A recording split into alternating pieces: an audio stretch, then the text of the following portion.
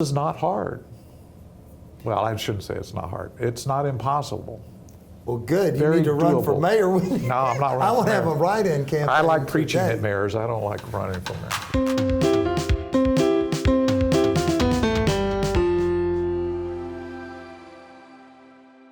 Well, welcome to Capital Title Connects. I am genuinely excited to bring today the publisher and owner of D Magazine, Wick Allison. I've been looking forward to this ever since it was scheduled, Wick. I feel like there's another story, kind of a Paul Harvey. The rest of the story, I always enjoyed that many years ago. And I know that our viewers and listeners want to hear the rest of the Wick Allison story. So let's go. Well, I'm with you. Let's do it. I'm so glad to see you, Bill. Well, thank you, and you as well. You're just one of my favorite people. Oh, thank You're you. so enthusiastic. Make sure that gets on the camera. But Wick, how did you get here? How did you come to Dallas? Where are you from? Tell us, we want to hear your story. My parents met in Dallas. Wow. Yeah, just before the war. After the Great Centennial Exposition. They both came to Dallas to see the exposition from West Texas and Central Texas, and then they met up at a tennis court. Bam. A tennis court, And where here was I am, that? Over in East Dallas. Yeah. My dad saw my mother and said to his friend, the friend said, "I'm going to take that girl out for a date." And he said, "No, you're not. I'm going to marry her." That's what happened. Well, that is love at first sight. Right. And so did they move to, did your dad, where were they from? Let's go ahead. One was from Cisco, Texas, and the other was from Corsicana, Texas. And Corsicana. Yeah. Those are people, I know people in both of those cities. Yeah, it's a great little town. And they came, so they, how did they end up here other than? Well, that's how they ended up. But they just wanted to come to Dallas after they saw the Centennial Exposition. Can't keep them down on the farm, you know? No. Once they've seen... Once they've seen the Centennial, I mean, come on. Yeah, exactly. You and I missed the Centennial. We certainly did. But we inherited a city, so that's good. Yes, it is. And so what did your dad do? He was a CPA, and he had his own practice, and he just loved it. He was a math whiz. Really? Yeah, which I'm not, but he is. I mean, he was. And so you grew up in Dallas? Grew up in Dallas, born in Methodist Hospital. Fabulous. Went to Highland Park Schools. Yes. And went to the University of Texas. And so I'm a Texas guy. Well, we've got a lot of Longhorns that'll be watching this. They'll be glad to know.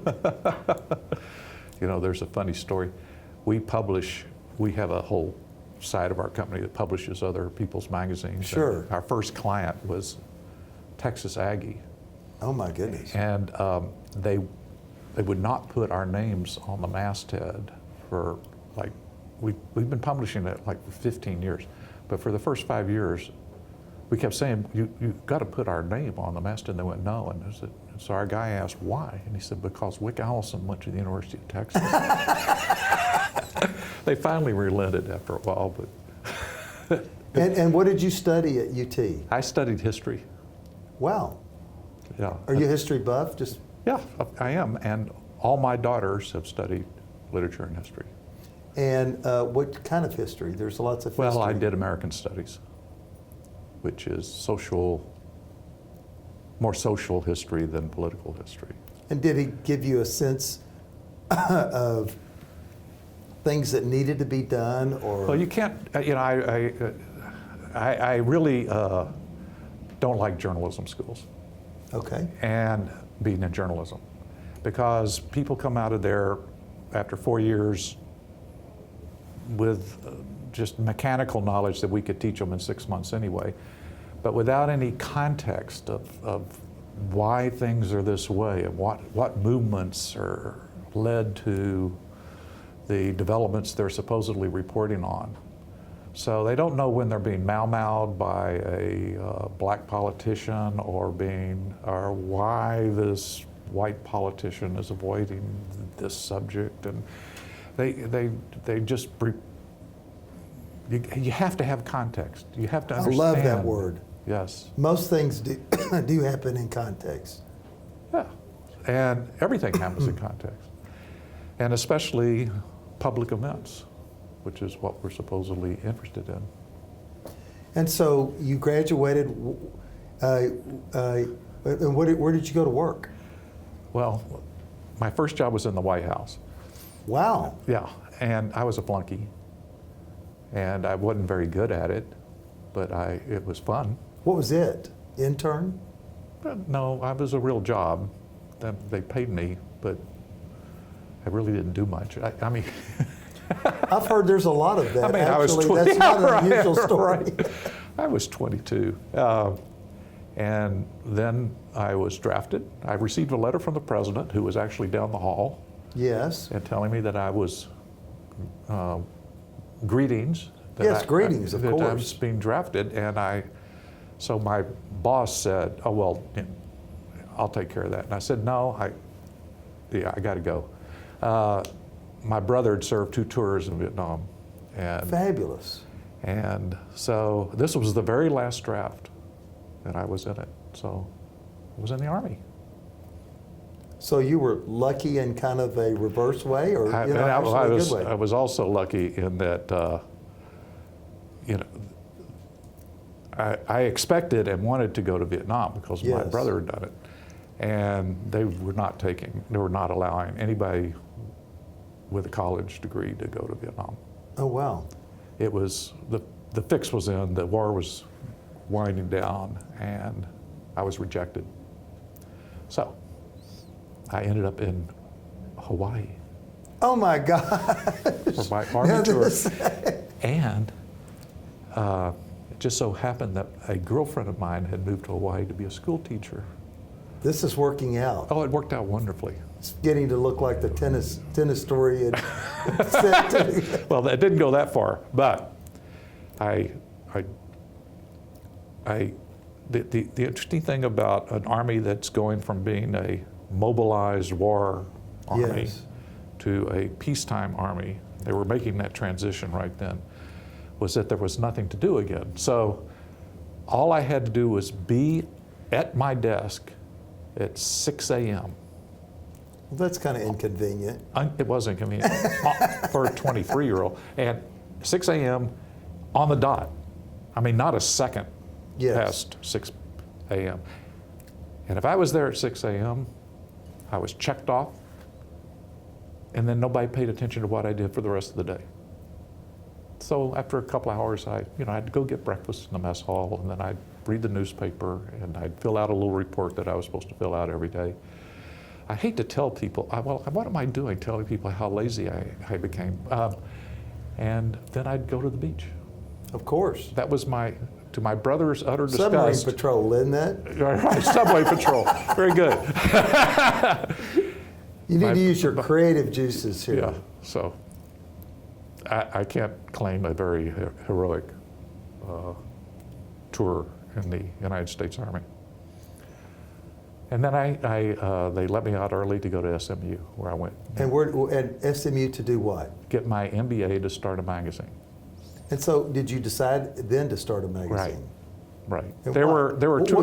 What made you say I want to do a magazine? There were 2 or 3 city magazines that had just been started. Well, there was a city magazine in San Diego, of all places, and then in Philadelphia and Chicago, and in New York had just recently started one. And Sure. There was a lot of excitement about New York Magazine.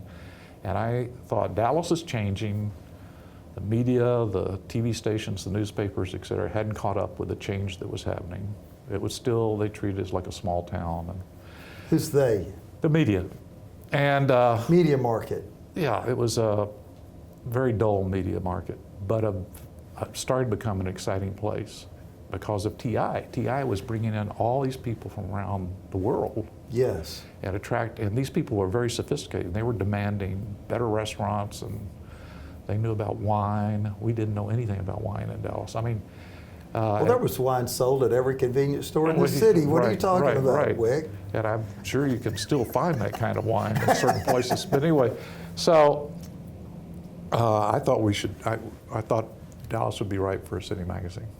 So you're going back to the TI and the development of the transistor Yeah, as being a right, galvanizing moment for the city. And what was But we this- got to remember that TI was the apple of its time. Eric Johnson, one of the founders, was the most famous businessman in the world in 1973, or 72, 73, 74, when we were doing this. That's an amazing view. And what was the Dallas that Dallas was more of an oil and gas kind of town? Right, but it did have, Neiman Marcus.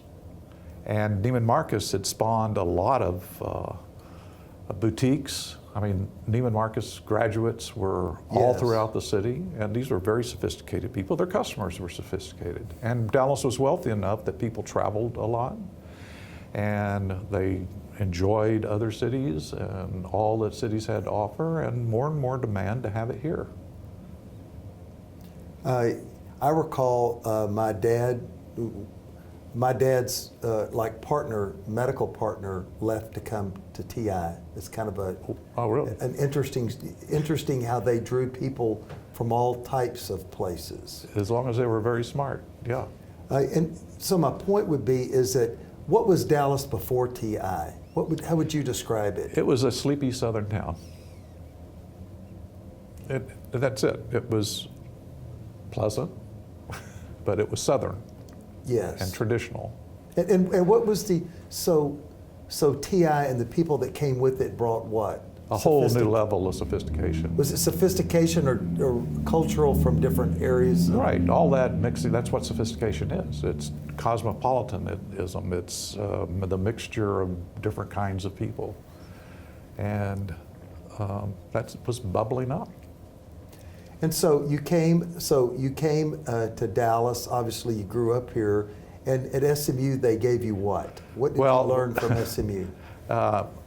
I entered the MBA program. Yes. And for the first semester, and the VA was paying for it. Wow. Made it nice. And so for each, area like finance or accounting or marketing, I wrote how to market a city magazine. I wrote out part of my business plan, how to finance a city magazine, et cetera, et cetera, et cetera. This is getting useful. And now. then the professors, it was the term paper, so they marked it up, criticized it, challenged my numbers here, da da da da. So when I got it back, I dropped out of school. I rewrote it based on what the professors had told me, free consulting, paid for the VA basically, and then I hit the streets. Okay, and did you buy D Magazine at a time? No, we started from scratch.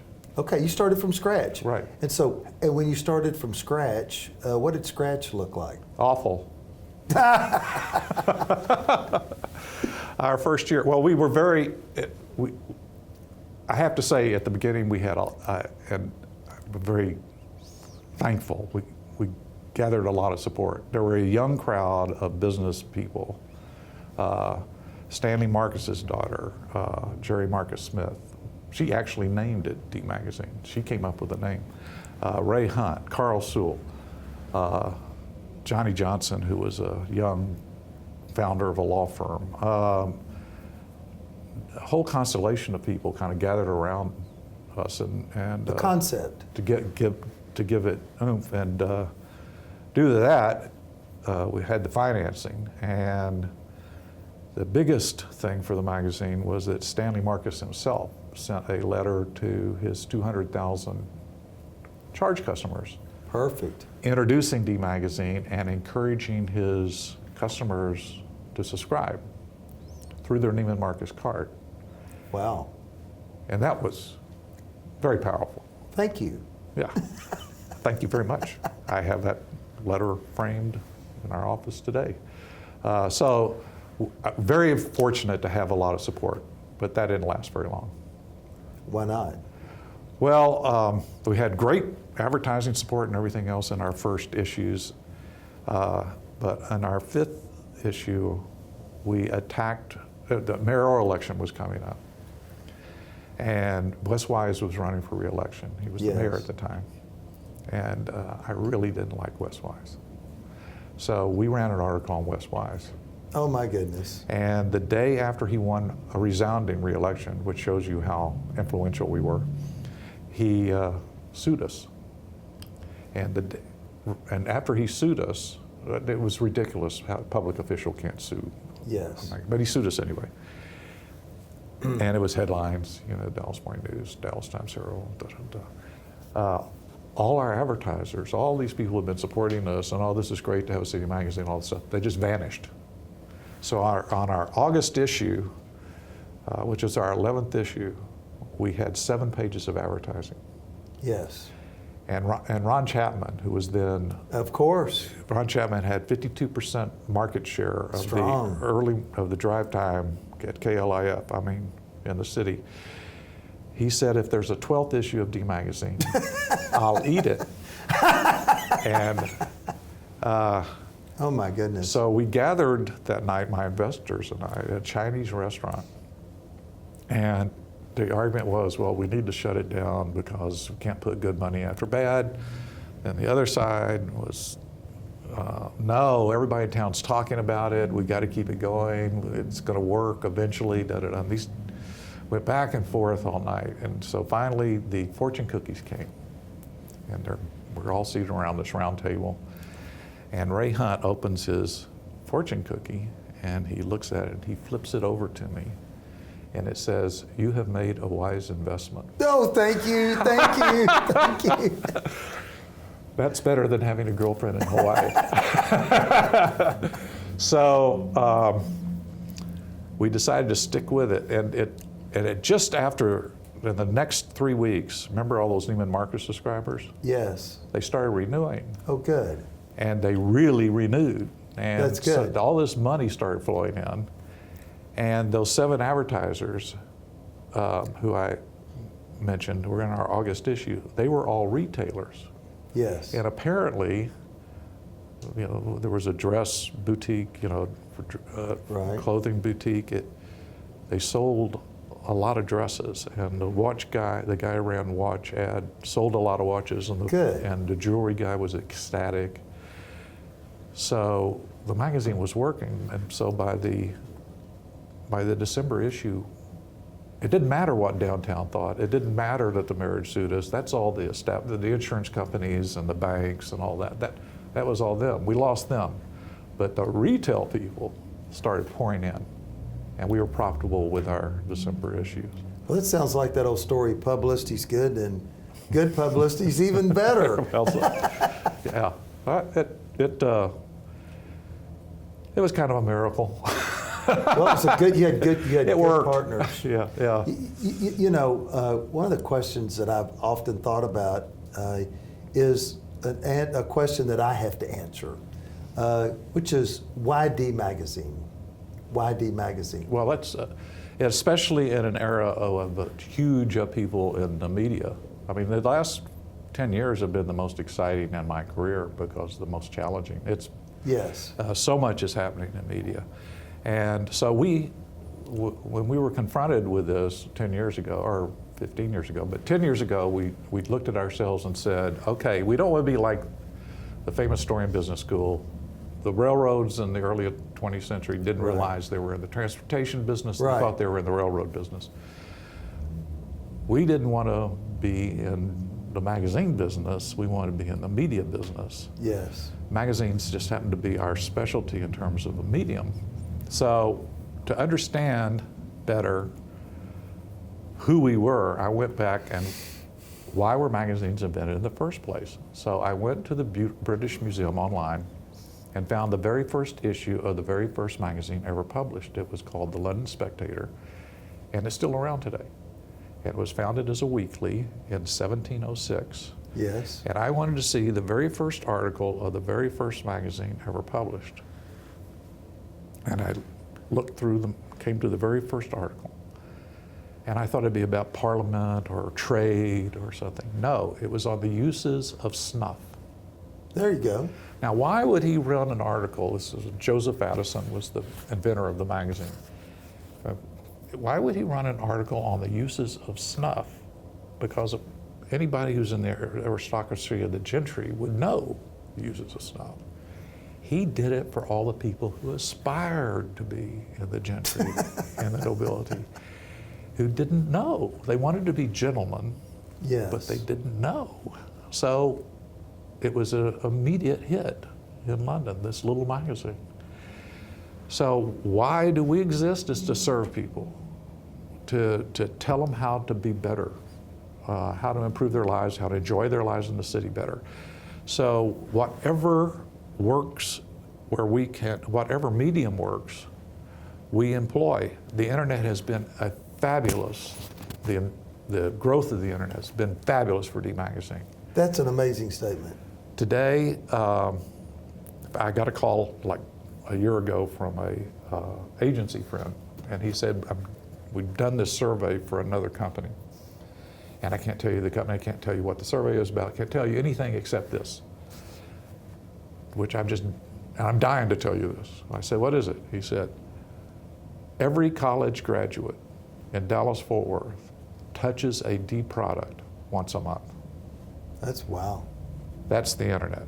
We have been very successful, and it allows us to do things we couldn't do. We couldn't report on the arts as a monthly magazine. Why would anybody want to read about a concert 5 weeks after it's gone? Yes. Today we can report on it the next morning. Oh, yes. Or that night. The health industry,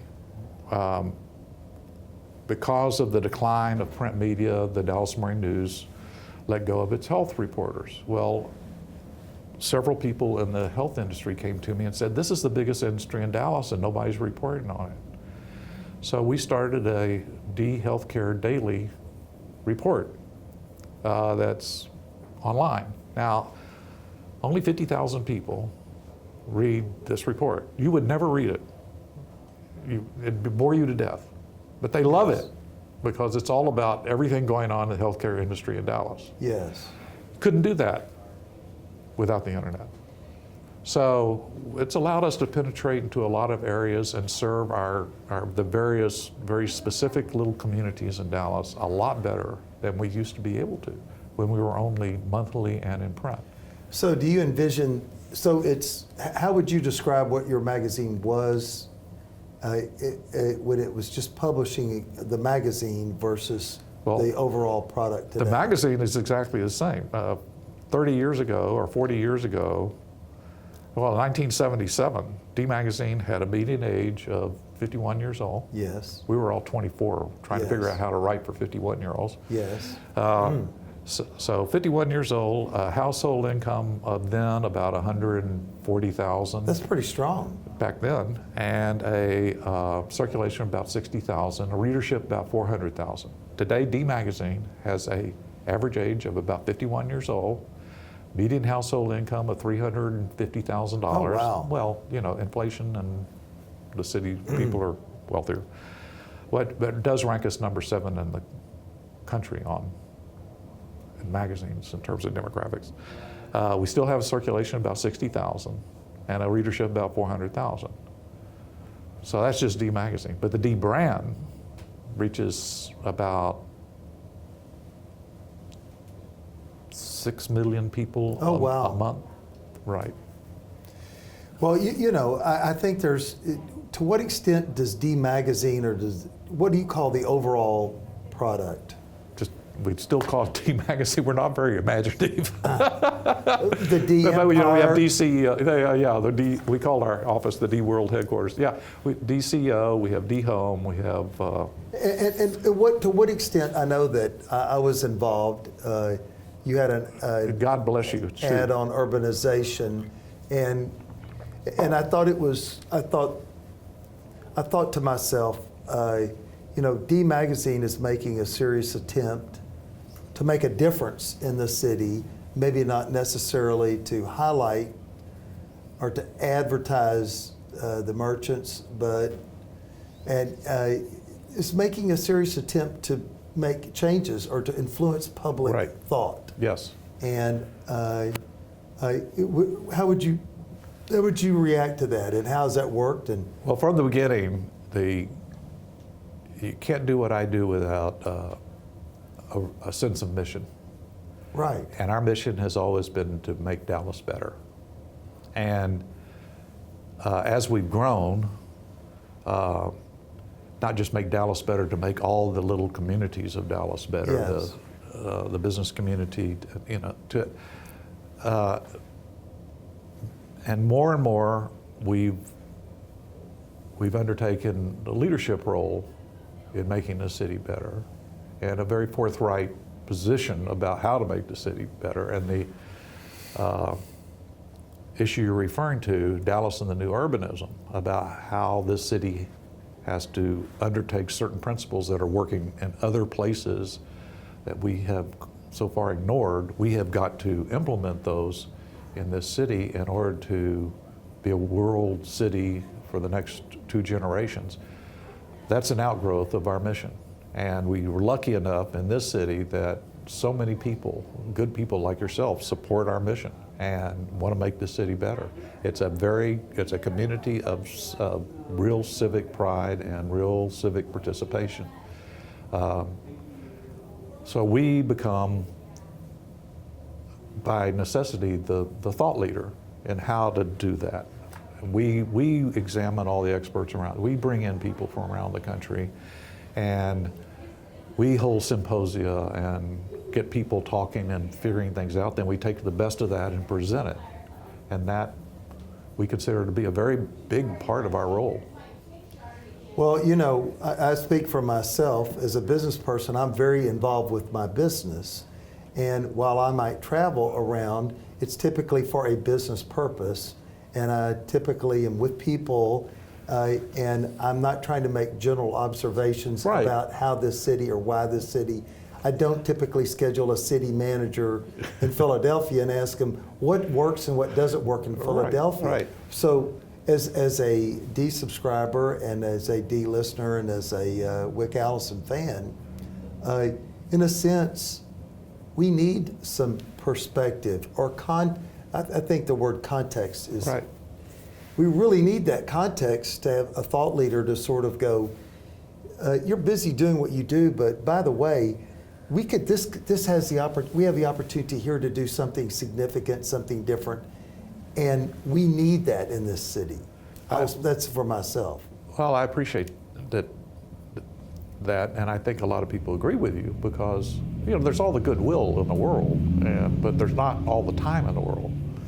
So people want to do the right thing, and they want the city to do the right thing, but as you say, they don't have the time to delve into it. But we have people who are paid to delve into it.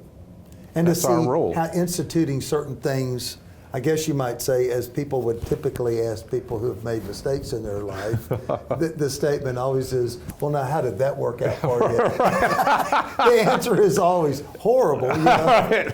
But it's a catalyst for change. But I think Had my share of those. yes, but I really think people need the perspective of things that frankly have worked out well. Well, in other cities, yes. We're not that different. Who is Dallas? Who is Dallas? Yeah, what are we here now? Well, that is an excellent question. I happen to think that we're a very fortunate city with a very big problem. All right. We are graced by God Yes. and Eric Johnson Yes. with DFW Airport. Yes. And we are the capital, the commercial capital of the Southwest. And we will continue to be if we don't toss it away. But we have an obstacle that other cities don't have. I mean, they have it maybe to some degree.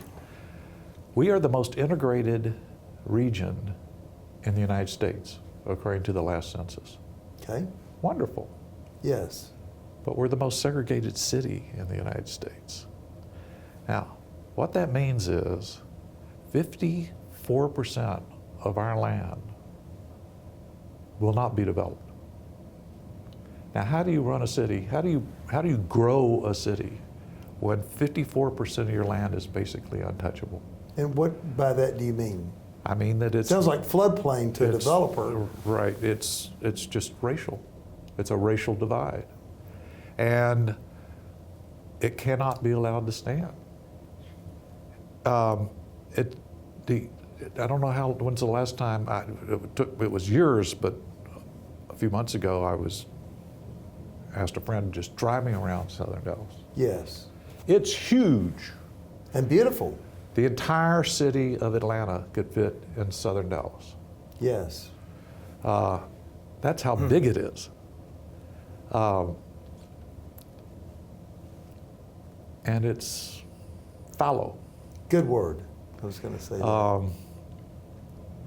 How do we break the barriers that keep it fallow? And those barriers are physical, the river and our highway system, which was what man built, man can tear down and Yes. rebuild. The Trinity, we can, everybody wants to make a great park so that we can help bridge the city that way. Yes. So first you have to tear down the barriers, and then you have to allow opportunity to grow from what you do by tearing down the barriers. You can't just tear down the barriers, you have to put things in its place. Fortunately, we're at a time in history where people want to move back to the city. Believe me, I lived through the period when people didn't want to live in the city and moved to the suburbs. But Uptown shows how much people want to live in the city. The fact that it's the most expensive real estate in Texas. Why is it the most expensive real estate in Texas? Because everybody wants to live there. Yes. It's walkable, there's activity, there are restaurants everywhere, it's just a great place to live. So there's an indicator, that's a very fortunate thing for us. If we tear down the barriers, it shows that we can replace that with people moving back into the city, and that's how we grow. But we have to overcome the sociological barriers too. We have always thought in terms of, when the word mobility is mentioned in Texas, that means traffic. I want to get someplace faster. We got to stop thinking about mobility that way. We got to start thinking about economic mobility, financial mobility. Everybody in every neighborhood in the city ought to have the chance to be a success. Yes, of course. And they don't have it right now. So we have to tear down the barriers, put in place some levers of growth, let that growth itself spill over so that other people, black people and Hispanic people, can be participants in that. And this is not hard. Well, I shouldn't say it's not hard. It's not impossible. Well, good. You Very need to run for doable. mayor. No, I'm not running I want for to have mayor. a write-in campaign. I like preaching today. at mayors. I don't like running for mayor.